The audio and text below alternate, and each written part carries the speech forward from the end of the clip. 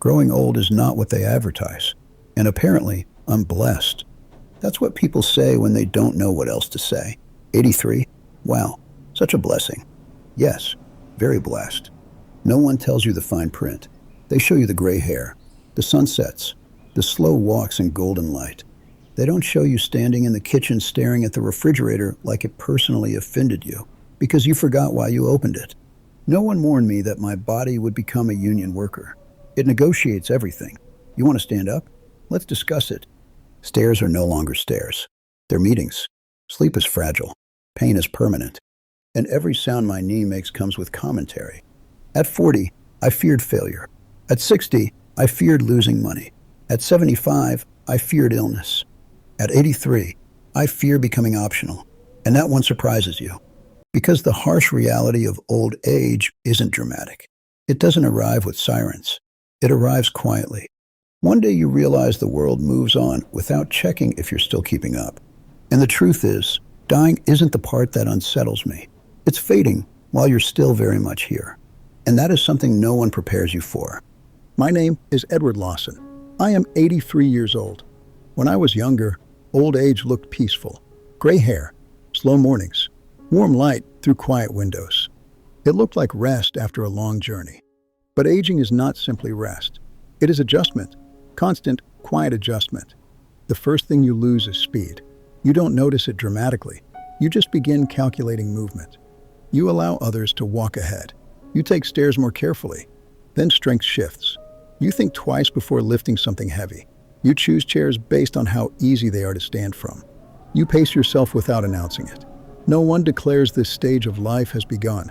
You simply adapt. Memory changes too, not in a frightening way, in a humbling way. A name pauses before arriving. A detail slips and returns later. You smile through it, but internally, you register the difference. The most difficult part is not the change itself. It's realizing the world notices it before you do. People assume you need help. They explain technology slowly. They double-check your understanding. I once ran a company. Now I ask my grandson how to update my phone. That shift is quiet, but it rearranges your identity. Aging changes your social world. Friends disappear gradually, not always from conflict, often from time. Your circle becomes smaller. You attend more funerals than celebrations. You grow familiar with absence. When you are young, loneliness feels temporary.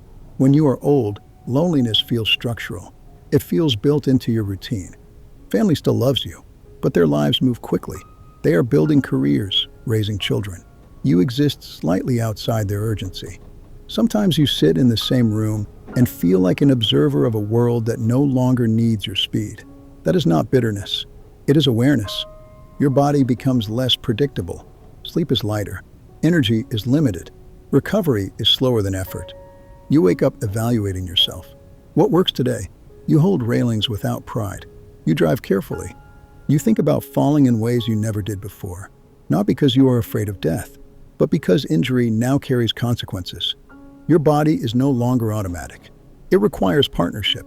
And that psychological shift from confidence to caution is profound. But the hardest change is internal. For most of your life, you were needed. You produced.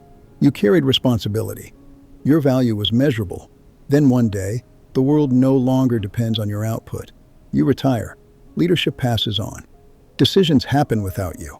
You are respected, but not required. And if your identity was built on usefulness, that transition feels like erasure.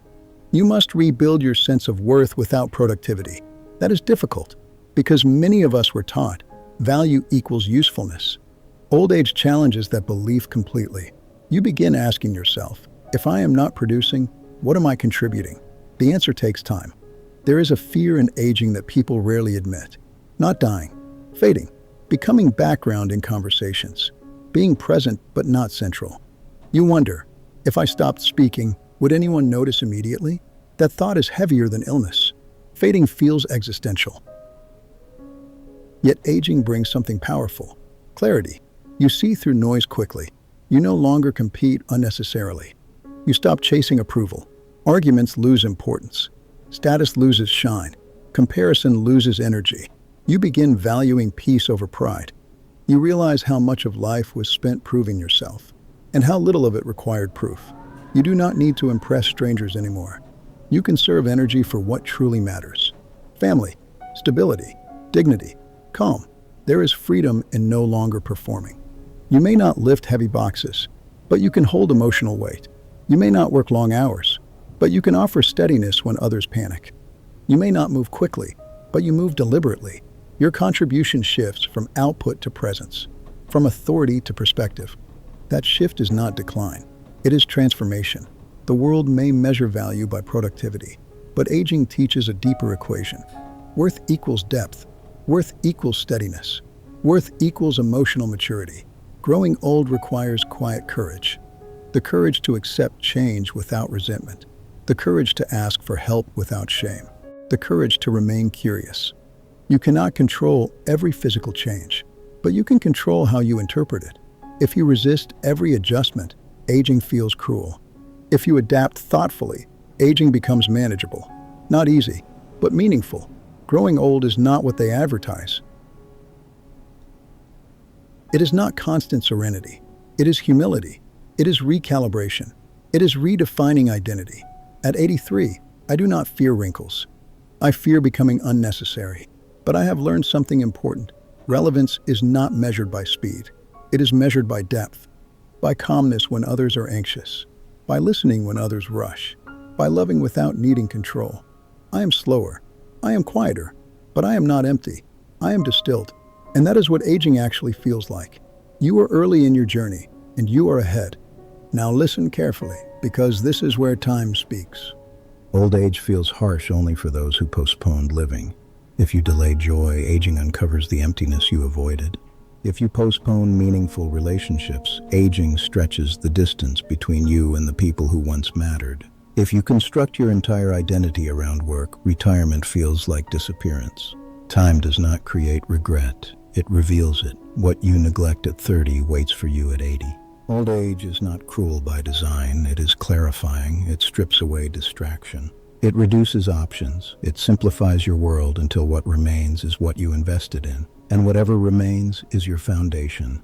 If you invested early in friendships, you will not struggle to find someone. If you respected your health, your body may age, but it will not feel like an enemy.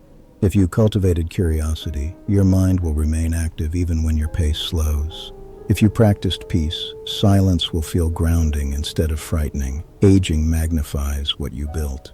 Weak foundations crack under stillness. Strong ones support you when movement fades. Here's what I learned. Strength is temporary. Character endures. Your body will decline. Your integrity can deepen. Physical power peaks and fades. Authority transfers. Titles expire, but your character travels with you. The way you treated people returns quietly in later years. If you were harsh, you will feel isolation. If you were generous, you will feel gratitude reflected back. Kindness compounds. Neglect compounds too. Relevance fades. Presence becomes powerful. When you are young, visibility feels important. Later in life, reliability becomes essential. The person who remains steady is remembered longer. You do not need to impress. You need to connect. Impressing wins attention. Connection builds loyalty. Attention is temporary. Loyalty sustains you when everything slows down. Speed is overrated. Stability carries weight. The calmest individual in the room often possesses the strongest influence. If you desire dignity later, cultivate humility now. Pride stiffens over decades. Humility softens gracefully. Hardness may look strong in youth. In later years, it becomes isolating. Do not wait until 80 to become gentle, because transformation requires effort, and energy becomes limited. Habits solidify with time. If you practice patience now, it will accompany you. If you practice resentment, it will accompany you as well. Old age does not rewrite personality. It concentrates it. That is why depth matters. Depth is not formed during applause. It is shaped in ordinary decisions. Choosing honesty over ego. Choosing forgiveness over pride. Choosing growth over defensiveness. You cannot perform depth. You must cultivate it. Let me say something that took me decades to understand. Money increases comfort. It does not guarantee meaning. Achievement builds reputation. It does not guarantee companionship. Recognition brings applause. It does not guarantee respect. If you measure life only by accomplishment, aging feels like subtraction. If you measure life by sincerity, it feels like refinement. Refinement is not decay, it is distillation. The unnecessary falls away, the essential remains. What remains is who you truly are. As you age, illusions dissolve. You realize how many goals were borrowed, how many ambitions were inherited, how many pressures were self-imposed. You begin asking deeper questions. Did I love well? Did I forgive quickly? Did I live honestly? Did I become someone I respect? These questions grow louder as the world grows quieter. Old age forces self-evaluation. It cannot be outsourced. It is private, it is personal, it is honest. Another lesson: time humbles everyone. The fastest eventually slows, the strongest eventually weakens, the most admired eventually fades from attention. But humility practiced early softens the landing later. If you accept your limitations now, you will not be shocked later. If you detach your worth from productivity now, retirement will not feel like disappearance. If you build relationships intentionally now, loneliness will not dominate your later years. Invest where longevity matters. Invest in character, invest in inner stability, because when the noise fades, inner stability is what remains. Let me speak plainly. Old age rewards alignment. If your values matched your actions, you will feel peace. If your public image contradicted your private life, you will feel tension. Silence amplifies truth. That is why integrity matters. Not for reputation, for reflection. When you sit alone, you should be able to respect the person sitting with you. That is wealth, that is success, that is preparation for aging. I'm 83 now. My steps are slower. My memory pauses more often. I attend more farewells than beginnings. Yet my understanding is clearer. Old age is not punishment, it is exposure. It reveals the structure of your earlier choices. If you built your life on comparison, you will feel diminished. If you built on distraction, quiet will feel heavy. If you depended on approval, irrelevance will feel unbearable. But if you built on meaning, you will not fear stillness. If you invested in connection, you will not dread solitude. Because when distractions thin out, you meet yourself. And that encounter is either comforting or uncomfortable. That meeting cannot be avoided. One day your schedule will be lighter, your surroundings quieter. You will sit with your thoughts, and in that stillness you will feel the weight or the reward. Do not fear getting older. Fear arriving there without depth. If you are still able to adjust your direction, do so now. Strengthen relationships. Care for your body. Develop humility before pride isolates you. Choose sincerity. Choose growth over stubbornness.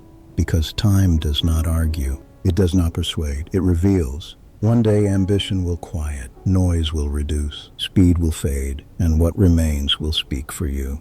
Time will not shout, it will simply show you the life you constructed. If this message reached you, pause for a moment.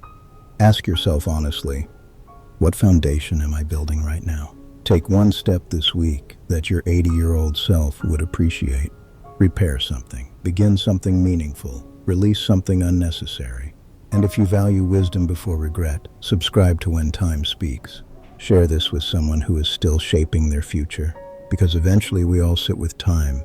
Make sure it greets you with peace.